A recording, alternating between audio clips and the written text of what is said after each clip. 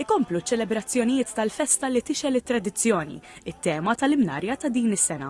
Dalgħodu l-poplu nġabar biħġaru biex fil-qalba tal-buskett jesperjenza għana u mużika tradizzjonali Maltija u anka kompetizzjonijiet u wirjiet ta' bosta annimali.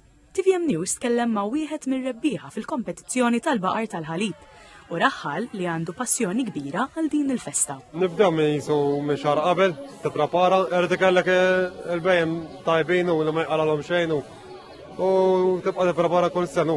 Ġej disarajt minn familja ta' raħħala, ġifieri l-bużnannu n-nannu tiegħi, ommi t-sijiet tiegħi. Ovvjament il-passjoni bdiet minn hemmhekk. U aħna ovvjament parti mix-xogħol tagħna huwa li nesponu hemm barra il-level għoli li għandna u Malta għandna biex niftaħru kemm bil-baqar tal-ħalib kif ukoll bil-baqar tar-razza tal-laħam. Waħda mill-organizzaturi tal-imnarja ta' din is-sena, Estelle Bonello Sant, qalet li hija kuntenta ferm bin-numri ta' din is-sena, filwaqt li appellat biex il-poplu japprezza x-xogħol tar-raħħala u l-bdiewa Maltin. Kellna ġimgħa ta' attivitajiet u nisperaw li s-sena d-dieħla ikollna l-istess attivitajiet jew ikbar milli kellna din is-sena. Il-kelma mnarja ġejja mill-kelma luminarja li tfisser biex tixel u din il-festa ilha teżisti mill-1530. Wara s-suċċess ta' din is-sena, il-bdiewa u r-raħħala jkomplu b'ħidmietom bi preparazzjoni għall-imnarja tas-sena d-dieħla.